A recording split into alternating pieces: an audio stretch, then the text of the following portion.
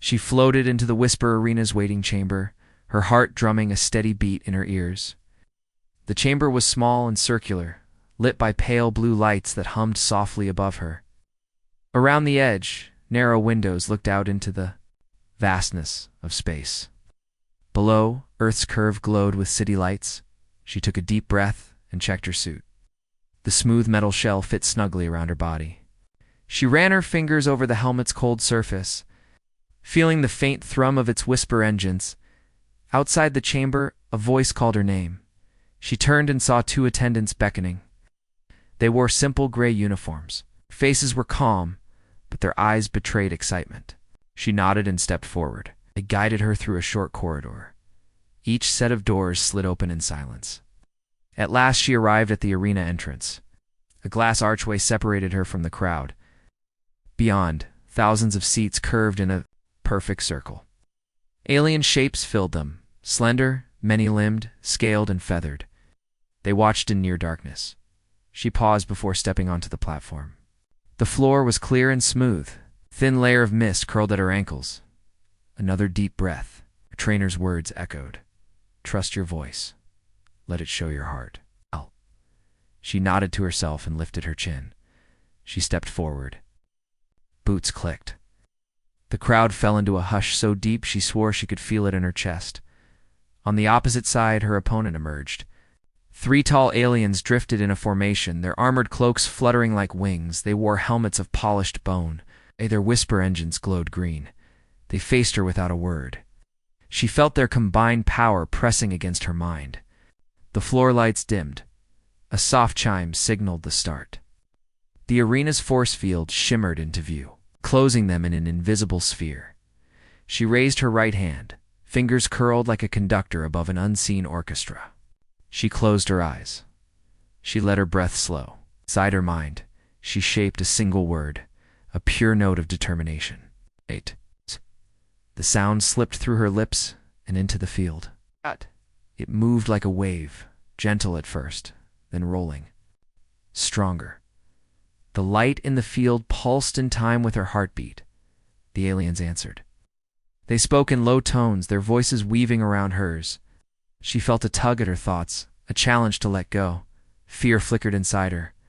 She steadied. Herself, she thought of home. She thought of her family watching from Earth. She thought of every moment she had trained for this. She let those memories fill her voice. She whispered again, louder, more certain. The light rippled outward, and the air inside the field seemed to hum. The aliens stumbled. Their formation wavered. She peered through her visor, watching for cracks. The crowd gasped. She sensed the change. The force field flickered. Her pulse raced. She whispered a second phrase, simple and heartfelt. Her words carried the weight of hope. The field glowed brighter around her side, shrinking the gap between her and victory. The aliens' glow dimmed. They swayed, caught off balance. Then she heard it a soft click. She glanced down and saw the latch on her helmet had shifted. Panic rose like hot water in her veins. She reached up with her free hand. The visor slipped, and the helmet dropped to her shoulders. Time slowed. Her hair drifted free in the low gravity. Strands framed her face. She pressed a finger to her lips, sensing every eye turned toward her exposed features. She did not panic. She let her guard rise instead. Without the helmet, her voice felt raw, but alive. She whispered a final word, a gentle promise.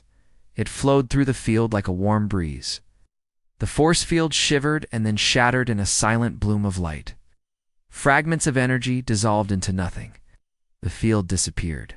She stepped forward, unafraid, helmet hanging loose around her collar. The crowd erupted. Shouts and cheers echoed off the arena walls. Some aliens covered their mouths with gloved hands. Others stood clapping strange taloned fingers. She floated. In the center, breath steady, heart thrumming with triumph, her reflection shone on the glass archway. She saw strength in her own eyes. She reached down, lifted the helmet, and held it to her chest. She let the applause wash over her. As she left the arena, attendants hurried to replace her helmet. She walked with steady steps. Reporters waited at the exit, their hollow cameras flickering. They asked her name. She smiled and whispered, "Just a human with a story." The cameras caught her words. In that moment, she knew the galaxy would remember the day the girl's helmet fell off in a whisper battle, and how beautiful it looked under the spotlight. She stepped off the transport ramp and into the bright sunlight of Earth's spaceport plaza. Her heart still beat fast from the roar of the Whisper Arena's crowd. She moved through the throng of people, fans, reporters, and friends, eager to speak with her. Her suit felt heavy now, without the hum of the arena's systems. She remembered how the field had shattered, and how her last whisper had slipped out without the helmet. The moment felt both distant and vivid. A group of children pressed forward, their eyes wide. One little boy reached out and touched the loose strap of her helmet. She crouched down to meet his gaze and smiled, showing him the small dent where the latch had given way. He grinned and gave her a thumbs up. She felt warmth bloom in her chest. For a moment, she forgot the weight of fame and saw only hope in his eyes. Reporters surrounded her next. All the cameras floated, projecting her image onto tall screens. Questions flew at her in a jumble. How did she feel? What did she think when? Her helmet fell. Did she plan another whisper battle? She answered each simply. She said she felt calm, that she trusted her voice, and that she learned from every moment. She spoke of her team, her trainers, and her family back home. She said she hoped her moment would inspire others. Later, she met her coach in a quiet lounge overlooking the runway. The coach, once stern, now wore a proud smile. "You did more than win," he said. "You changed how the galaxy sees humans." She shook her head. She felt no different inside. She said she was still the same person who had started training in a small hangar on Earth. The coach put a hand on her shoulder. "You showed strength, but also vulnerability. That is true power." Returned to her quarters to rest. The room was simple. A cot, a small desk, and a view of Earth's blue glow. She placed her helmet on the desk and watched the stars. She thought of the aliens who had frozen when her face appeared. She wondered if they had ever seen emotion like hers before. She pressed her palm against the cool metal of the helmet and closed her eyes. While she rested, news feeds buzzed across the galaxy. On distant colonies, humans cheered. Alien systems replayed her whisper in their academies. Students studied the way her words had moved the field. Scientists in labs experimented with human VO patterns, curious about the link between feeling and force. Philosophers wrote essays about authenticity and strength. Artists painted murals of her floating with hair spread wide, helmet loose. The next morning, she walked through the training halls. Other whisperers practiced in adjacent arenas. Their whispers rose and fell like music. She paused to listen. Each battle here felt smaller now. She returned to the chamber where she had prepared for the fight. She ran her hands over the console that held her suit. She tapped the helmet's edge. It looked the same, but she felt it had changed. She smiled at its unbroken surface.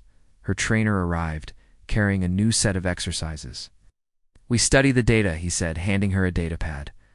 She read about the field fluctuations, the energy peaks, and the residual hum left after her final whisper. The data showed that the field had responded not only to the sound, but to the emotion behind it. She felt proud, but also curious. Asked if they could test different feelings: joy, sadness, determination to see how each shaped the whisper. They began experiments the next day. She whispered words of comfort to an inert field. The lights pulsed gently like a heartbeat. Then she whispered words of longing. The field trembled and contracted.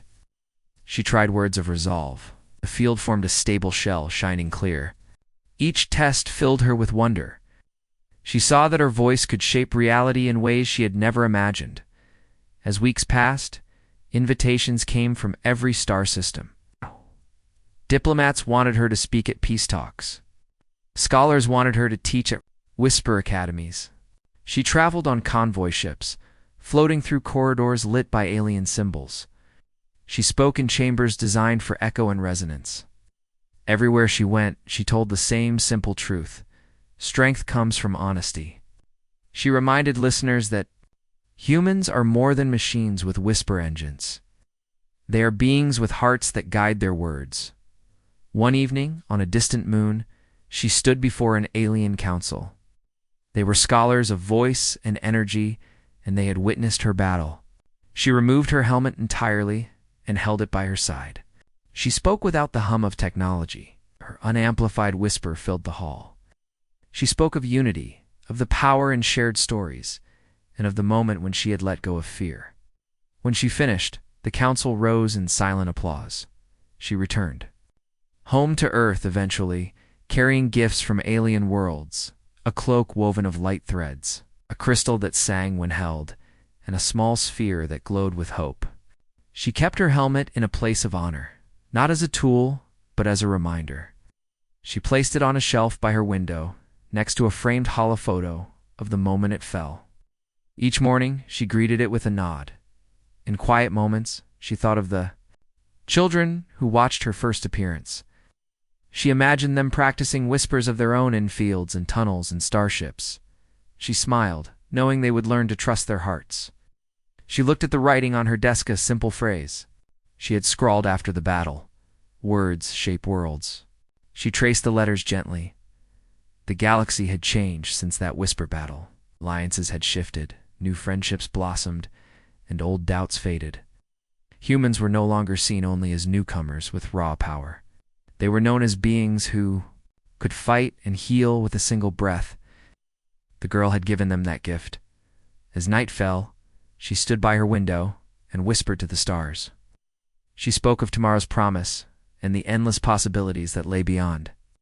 She felt the soft hum of her words ripple into the darkness. She knew her story was just beginning. She woke before dawn in the small guest house on Meridian Colony. The sky was a deep blue, and the twin suns had not yet burned the horizon. She pressed her hand to the smooth surface of her helmet on the shelf. It no longer felt like a tool, but a friend.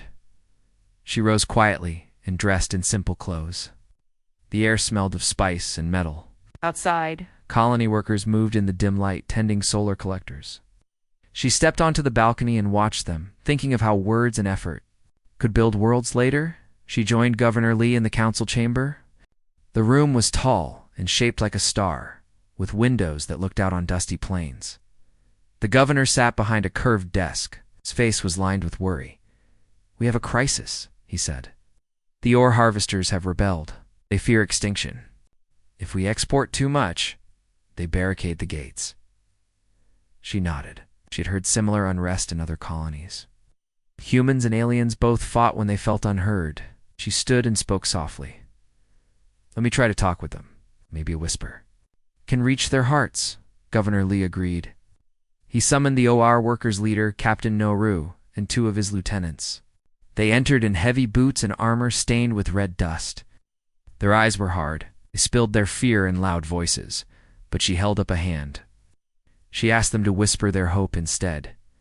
The workers looked at each other, and Captain Noru lowered his voice. He spoke of home, of children, and of empty fields. His words trembled with fear. She listened, letting each phrase sink into her mind like drops of water. She readied the whisper field. She closed her eyes and thought of unity. She whispered a line of calm promise. The mist in the room shifted. Lights in the chamber pulsed softly around them. She saw the workers' shoulders relax, spoke again, reminding them of their past triumphs. She told them that their skills built the colony. She said that export would bring more ships, more trade, and more settlers. The field glowed a gentle green. When she finished, she opened her eyes. The workers were quiet. Captain Naru looked at her without his usual guard. He said, "You speak with truth. I will lift the barricade." He nodded to his lieutenants. They stepped aside, the gates unlocked. Outside, colonists cheered. Machines roared back to life. She felt relief bloom in her chest. Governor Lee smiled. "Have peace," he said. She shook her head modestly. "We found it together." She wanted to teach this lesson to every world. The next day, she traveled to the Zenith Academy of Whispers on a nearby moon. The academy was carved into crystal cliffs. Corridors glowed in violet light. She walked among students practicing in small arenas. Each used different styles of whispers, some tight and focused, some wide and flowing. She paused to watch a young alien whisperer whose words twisted like vines. She applauded softly when the student finished. The academy director, Master Quayla, greeted her. "Our students learn from your example," Quayla said. "Would you teach a master class?" She agreed. In the main hall, she stood before 100 students. She removed her helmet and held it by her side. She looked at each listener's face so they could see her eyes. She spoke of vulnerability. "Strength is not just in sound," she said. "It is in our willingness to let others see our fear." She closed her eyes and whispered a simple phrase about courage. The hall trembled. Lights shone brighter, then dimmed in harmony. The students felt the shift. They bowed deeply. She smiled and replaced her helmet. After the class, a young student approached. She was human, child of colonists, with bright red hair. "I want to help," she said. "Teach me to whisper like you." The girl knelt and took the student's hand.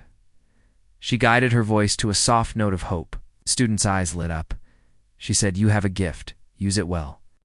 The girl left with joy in her steps. She watched her go, thinking of how one moment could change a life.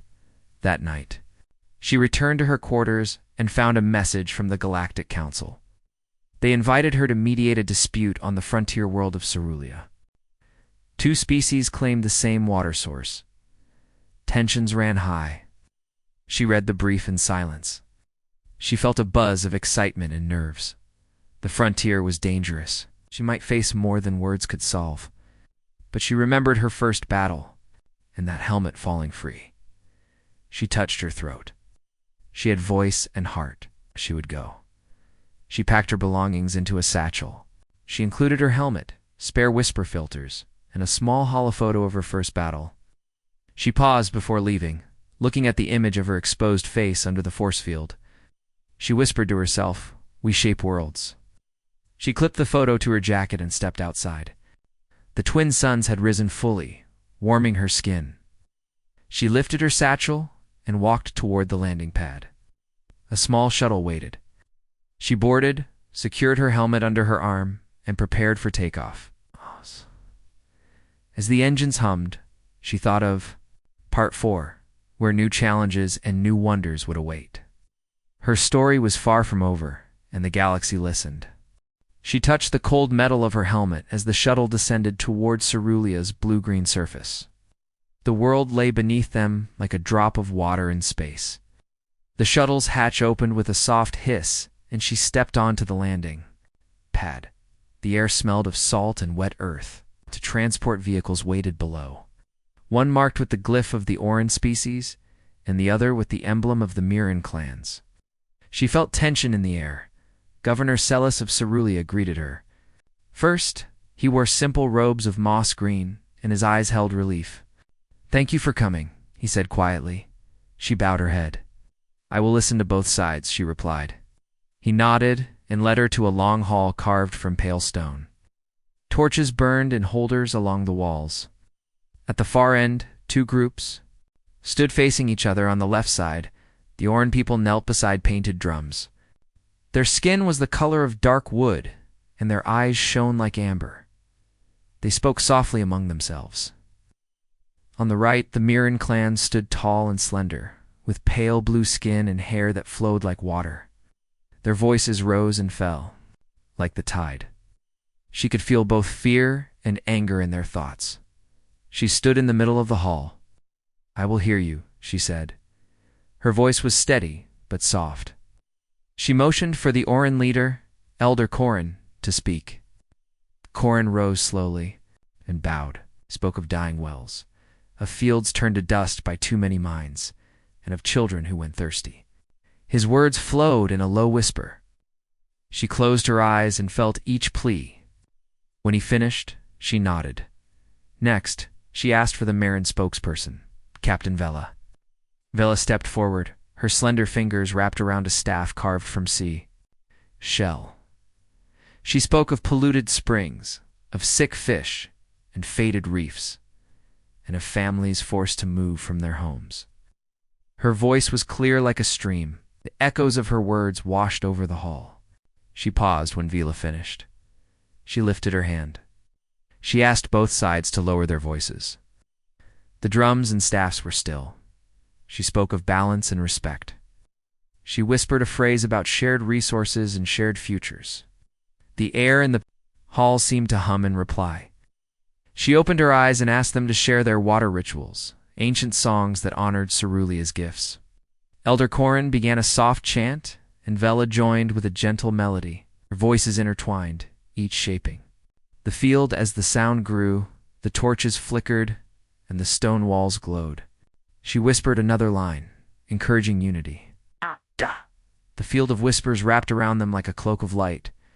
She felt warmth and relief spread through her chest. When the song ended, silence fell. The two leaders looked at each other with new respect.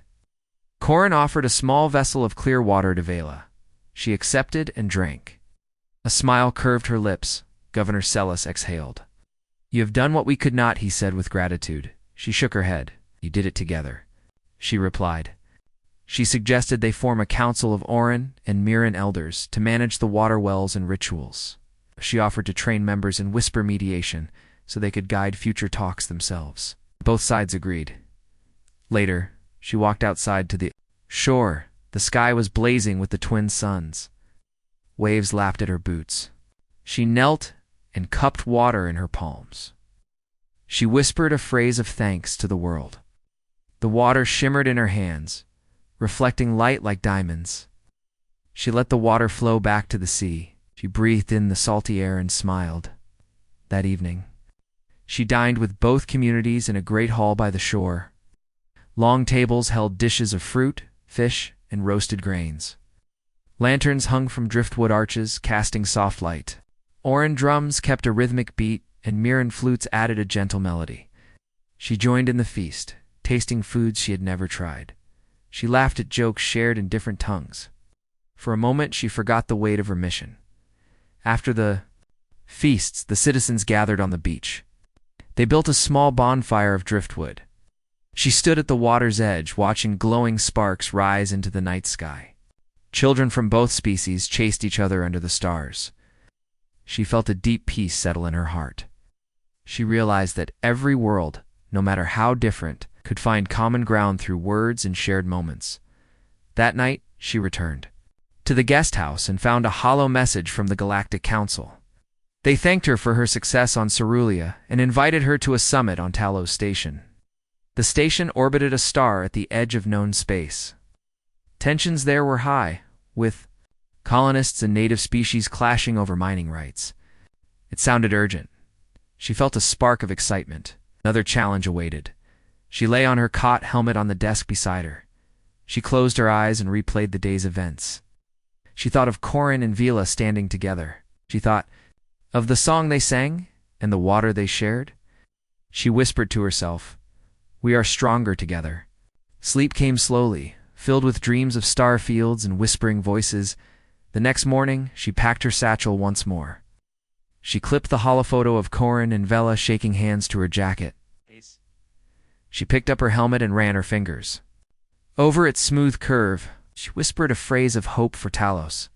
She stepped outside into the sunlight and walked toward the shuttle, waiting on the pad. As the engines hummed, she held the helmet close and felt the whisper of the future calling her forward. She stepped onto the docking platform of Talos Station and felt the hum of engines through her boots. The station was vast, a ring of metal and glass orbiting a dying star. Lights blinked along its corridors, and distant voices echoed through the airlocks. She carried her helmet under one arm and a small satchel slung over her shoulder. Around her, humans and aliens walked side by side, all moving with purpose toward the summit chamber. Inside the grand hall, delegates from 10 worlds stood in greeting. Some wore heavy armor, others robes stitched with glowing threads. She saw humans with bright uniforms and alien faces with tentacles or feathers. Banners hung from the ceiling, each bearing a symbol of its people. The air smelled faintly of coolant and recycled oxygen. She took a deep breath and reminded herself of the lessons she had learned. Listen first. Speak with heart.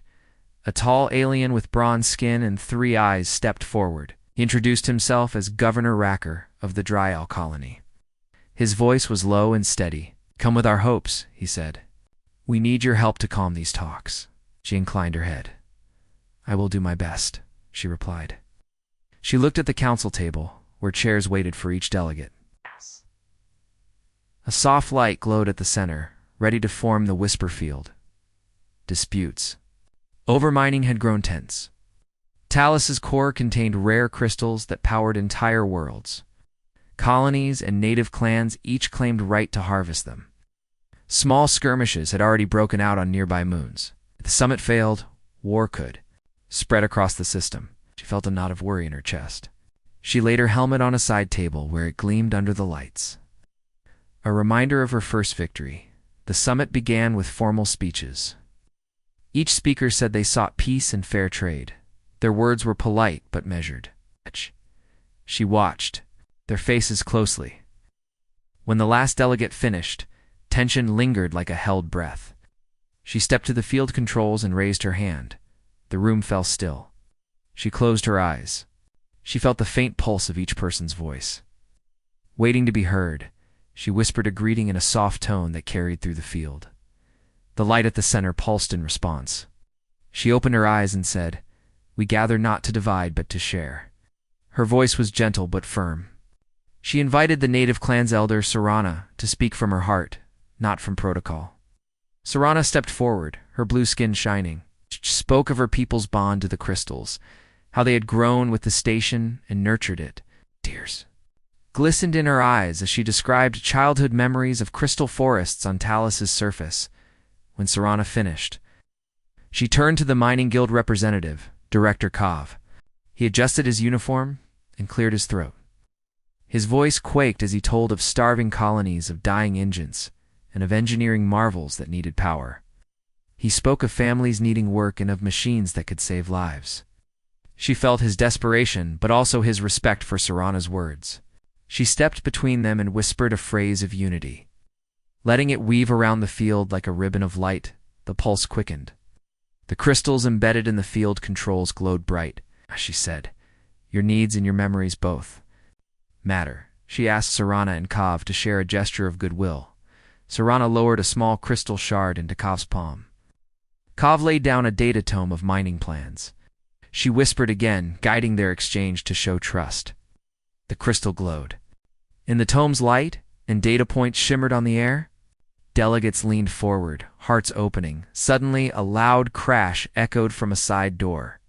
A group of masked agitators burst in, weapons raised and voices angry. They shouted that the summit was a sham, that neither side would win. Panic spread. Some delegates froze. Others reached for weapons. The room threatened to descend into violence. She felt her heart pound faster. She raised her hands and whispered a single word. Calm. The field rippled outward in slow waves, muffling shouts and dimming the lights. The agitators slowed. The hum of weapons faded. One man lowered his rifle, his eyes wide. She stepped forward, voice soft. "I hear your fear," she said.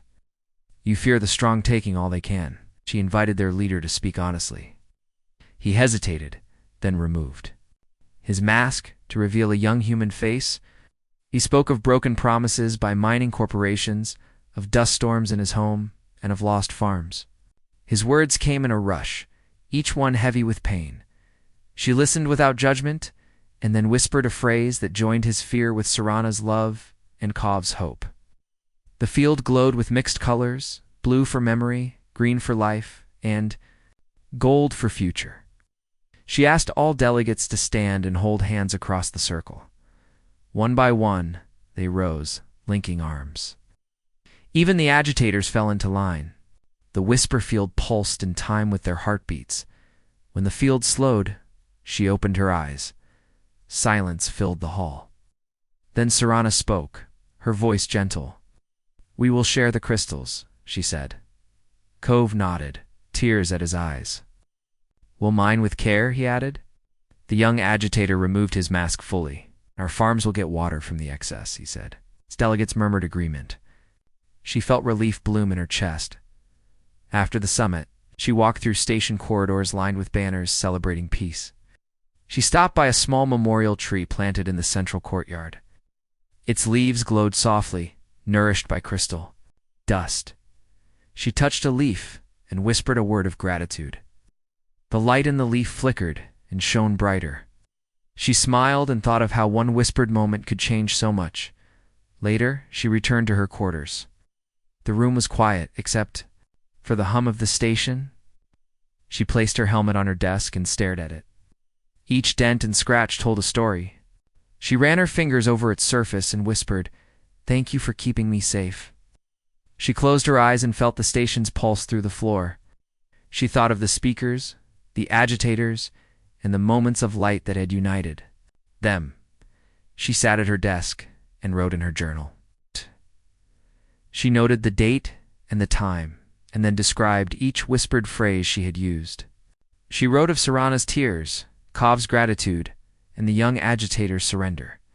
She wrote of the crystal tree and the shared promise of care. She signed her name, then paused and added, "Words shape worlds." The next morning she prepared. To leave Talos Station, delegates gathered in the docking bay, offering thanks and small gifts. Serana gave her a vial of crystal dust that glowed in her hand. Kov offered a carved tool used in mindful mining. The young agitator gave her a hand-stitched flag made by his family. She accepted each gift with a bow and whispered a phrase of blessing over them. As she boarded the shuttle, she felt hope for the first time in a long while. She strapped in and lifted her helmet, placing it gently on her lap. The engines hummed to life, and the shuttle drifted away from the station. She watched Talos shrink through the window. She whispered a final word to the orbiting ring, promising to return if ever she was needed again. The shuttle passed into the void, and she closed her eyes, ready for the next chapter of her journey.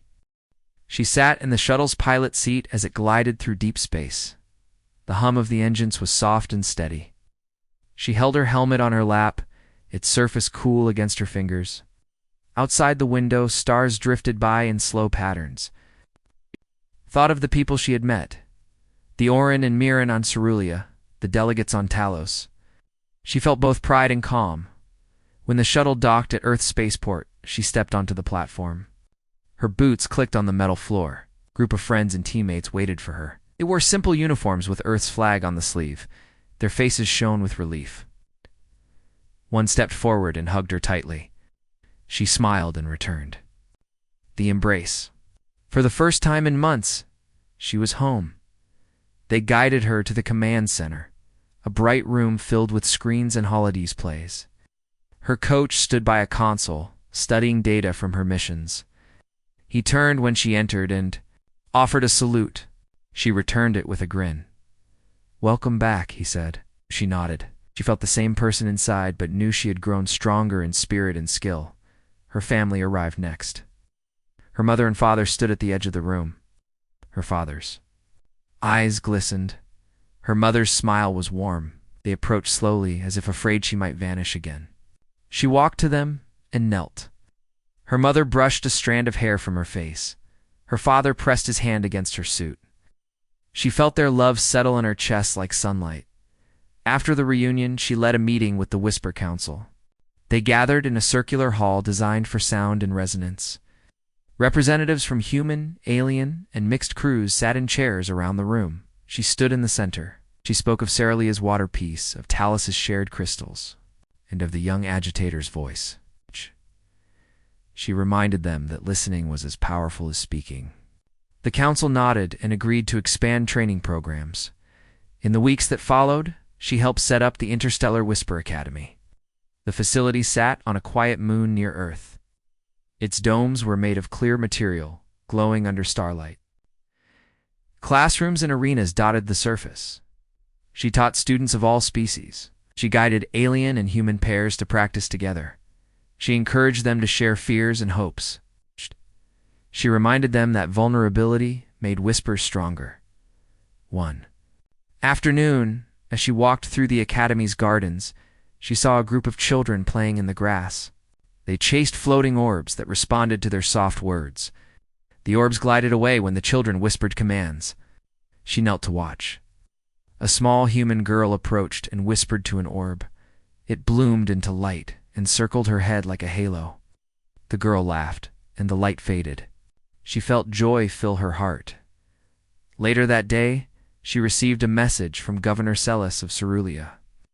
He sent images of new wells built by Orin and Miran engineers who had trained under her guidance.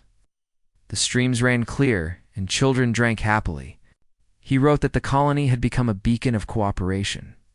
She smiled and whispered a phrase of congratulations into the comlink. The image flickered, and his grateful face appeared before it faded. She took time to visit Earth's surface too.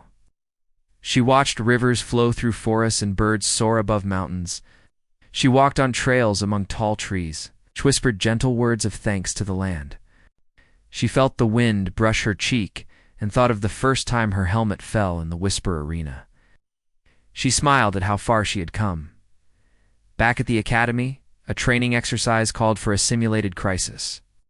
Instructors created holographic storms and collapsing tunnels. Students practiced whispering to calm panicked voices and stabilize structures. She observed and offered guidance, which reminded them to focus on truth and empathy. As she watched their progress, she realized her legacy would live on in their voices. One evening, she stood atop a viewing platform under the moon's pale light. She held her helmet at her side. She whispered to the stars, "Thank you for guiding me." The air around her shimmered with memory. She thought of every mission, every person who had opened their heart. She felt a gentle hum in return, as if the galaxy answered her whisper. Soon a new call came from the frontier. A young colony faced conflict over land rights. She packed her satchel again, adding fresh filters and a hala of the Academy's first. Graduation, her friends helped secure her helmet. One pressed a small stone into her hand. It glowed with inner light. "So you remember hope," he said. She nodded and placed the stone in her satchel pocket as she boarded the ship for the frontier world. She paused and looked back at the glowing moon. She whispered a promise to return soon. The hatch closed, and the engines roared to life. The ship rose into space, carrying her toward new challenges. She felt her heart steady. She was ready. Throughout her journey, she had learned that true strength came from openness. She had discovered that whisper battles were not just contests of power, but moments of shared truth. She had helped worlds find peace, and she had shown the galaxy that a single voice, spoken from the heart, could shape the future. The shuttle glided past Earth, then past Cerullia's blue-green world and Talos Station's metal ring. She watched. Each world grow smaller. She whispered a quiet farewell to them all. Ahead lay a fresh horizon. She placed her helmet on her head and felt its hum settle around her. She closed her eyes for a moment and breathed deeply. Her journey was far from over. Each world held its own story, its own fears and hopes. She would listen to each in turn. She would whisper her truths and help them find theirs. She would carry the lesson of the girl whose helmet fell, that beauty and power lay in shared vulnerability. She opened her eyes and steered toward the frontier world. Her voice would lead the way.